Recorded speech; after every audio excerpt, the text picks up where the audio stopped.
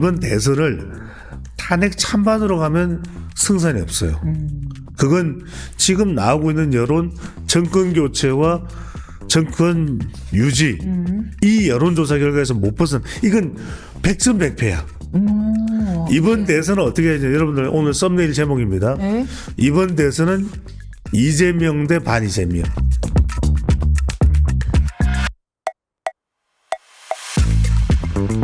국민의힘 이야기부터 해볼까요? 네. 지도부 체제 그대로 갈 거라고 하네요. 어떻게 단결되겠습니까? 근데 뭐 다른 방법이 없는 것 같아요. 그러니까 이제 책임을 지고 물러나야 되는 두 가지 현상이 있는 것 같아요. 하나는 여전히 윤심 지속이에요. To be continued입니다. 그러니까 파면되고 탄핵은 됐지만 대통령의 여운은 계속되는 거예요. 멘트는 To be 계속되고 있어요. continued. 그렇거든요.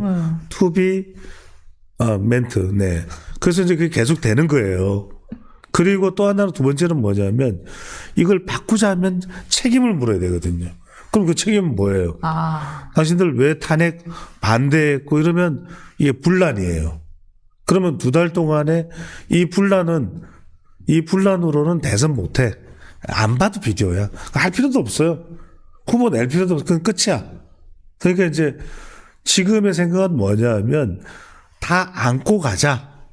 그래서 똘똘 뭉쳐서 한번 해보자.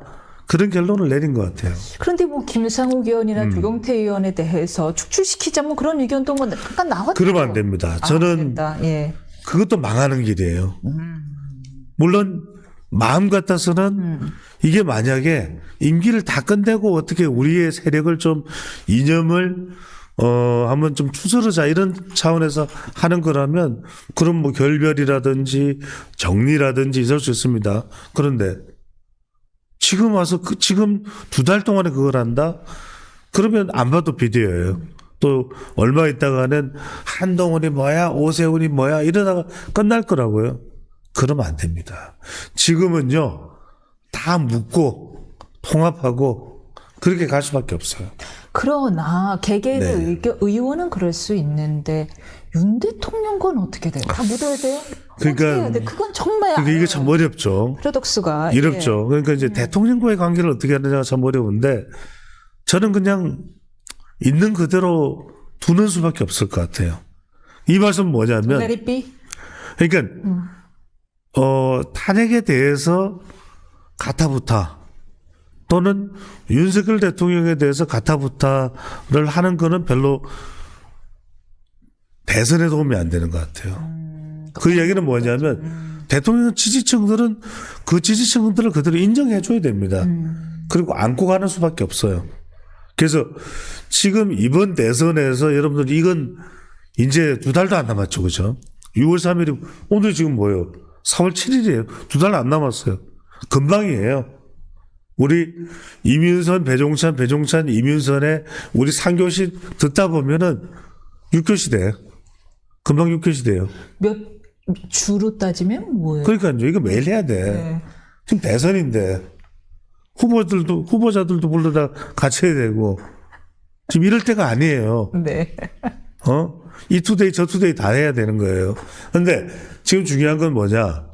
지금 구도가 이 구도예요. 이번 대선을 탄핵 찬반으로 가면 승산이 없어요.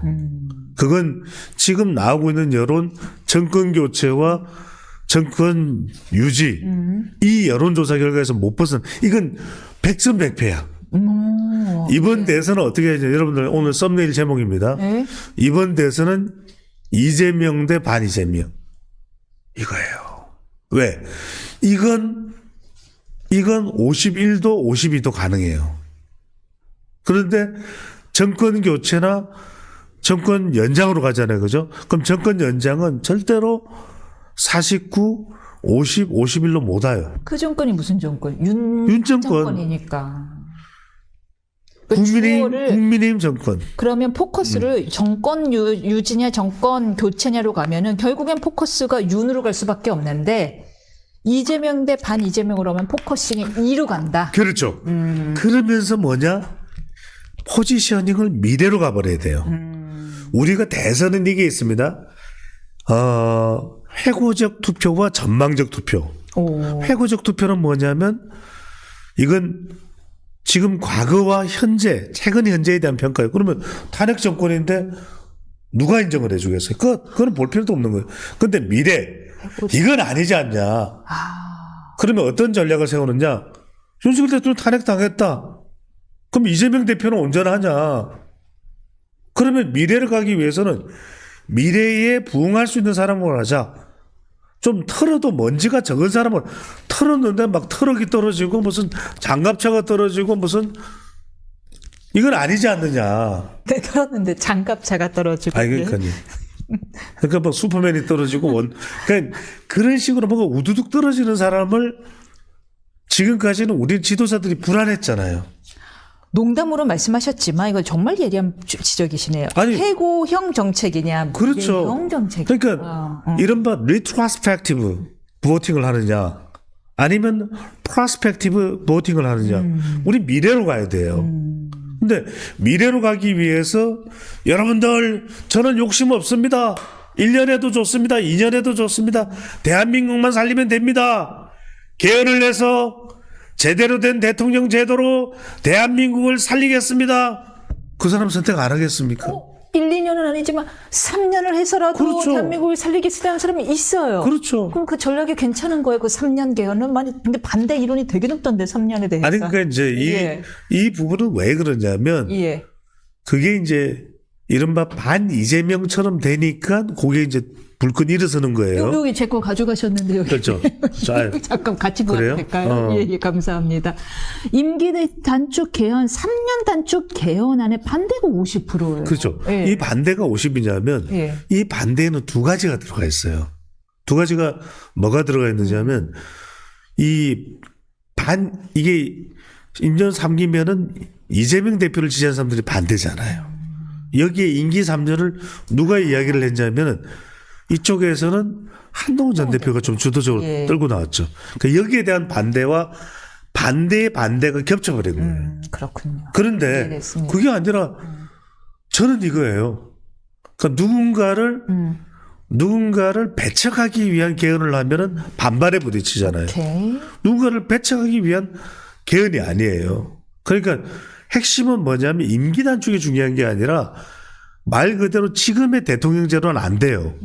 여소야대 되면 지금처럼 언제든지 탄핵당할 수 있어요. 자, 야당이 200명 이상이면 대통령을 끌어내려라. 그러면 끌어내리질 수도 있는 거예요. 줄탄핵도 되는 거예요. 줄특검도 돼요. 아무것도 못해요. 그러니까 국회의원 선거와 대통령의 임기를 일치시키자. 그런데 만약에 이 사람이 임기 단축되는 것에 대해서 불안하다. 그럼 이 사람은 빼. 그 다음 대통령부터 하면 되잖아요. 그것도 안 돼요. 그걸 반대할 수는 없잖아요. 그래서 이거는 뭐냐면 반대의 반대가 겹쳐지니까 이런 거예요. 그러니까 이건 뭐냐. 이재명 대표도 지지하는 사람도 의심할 수밖에 없고 그리고 국민의힘에서도 누구의 특정 의견? 아니야. 이렇게 되는 거죠. 그러니까 누구든 받아들일 수밖에 없는 우리가 그렇잖아요. 누군가 거래를 하는데 이 사람이 안 받아들일 수가 없어. 그렇잖아요. 나랑 만나는데 내가 집 사주고 옷 사주고 돈 주고 다 줄게. 그렇잖아요. 그죠? 좋네요. 그러니까요. 그리고 나는 안 괴롭힐게. 그래버리면 그걸 거부할 수 있어요? 현재는 근데 이재명 대표는 같은 팀 내인 우원식 국회의장의 그 개헌 논의에 대해서 일축을 했습니다. 일축할 수밖에 없죠. 예. 그 내란 종식이 우선이다라고요. 그러니까 지금 우원식 의장도 이렇게 하는 이유는 가만히 보세요. 우원식 의장이 왜 했을까? 그러면 이재명 대표와 맞짱 뜨는 거야? 그건 아닐 거예요. 우원식 의장도 이게 이른바 여기에다가 뻐꾸기 날린 거예요. 어떤 뻐꾸기냐? 본인이 국회의장 될 걸로 생각하고 국회의장 된 사람이 아니잖아요. 자기의 여기는 정말 천재 1호의 기회였잖아요. 딱 됐어. 예. 그런데 개헌이라고 하는 지금 여야를 넘나들면서 필요한 의제를 확 던졌잖아요. 그럼 우원식 의장은 어떻게 기억될 거야? 야, 저 사람은 정말 의장다운 사람이었어. 이렇게 기억되잖아요. 그러면 이 사람은 내가 설사 대통령은 못할 수도 있어. 또 당 대표도 못할 수도 있어. 우원식 원내대표까지 하고 당 대표는 못했어. 역사에 남는 국회의장이 되거나 이 길을 선택한 거예요. 김웅 전 의원이죠. 김웅 전 의원이 조금 전에 말씀과 반 이재명과 이재명대로 가야 된다라는 의견을 이거와 일치하는 것 같은데요. 국힘 후보 내지 마라. 그냥 다 하지만 다 반 이재명 우산파를 후보 한 명 내자라는 의견을 냈습니다. 그렇죠. 이게 비슷한 듯 비슷한 거예요. 비슷한 듯 비슷한 거예요. 완전 똑같지는 않아. 근데 중요한 게 왜냐하면 이재명 대 반 이재명 프레임이 중요한 게 여러분들 이게 굉장히 중요한 이재명이 고립이 돼요. 이재명 대표가. 왜? 반 이재명 하는 순간 반 이재명에 누가 모일 수가 있죠? 여기에는 반 이재명이 사실상 국민의힘이나 탄핵 반대파가 아니라 이재명 대표에 대해서 포비아를 가지고 있는 세력이 다 모일 수가 있어요. 그러면 이낙연 전 대표 파도 올 수도 있는 거죠. 그렇죠. 예. 그리고 새로운 미래? 그렇죠. 이제 이름도 가물거리는군요. 새로운 미래 맞습니다. 새로운 미래당. 비명계도 올 수 있어요. 그 다 의견 일치하는 거예요. 그러니까 이재명 대표를 제외하고는 다 올 수 있네. 사실상 다 올 수 있어요. 그럼 김웅 전 의원의 의견이 상당히 영리한 작전인 것 같긴 한데. 여기는 이준석도 올 수 있어요. 아. 이준석도 반 이재명이죠. 예. 그러니까 같이 목소리를 내고 그래. 그러면 여기에서 정말 국민들이 생각하는 제일 나은 후보 반 이재명 정서를 극대화할 수 있는 사람을 지도자로 선정하자. 그러면 이준석 의원님들 마다할까요? 아, 싫은가 보네요.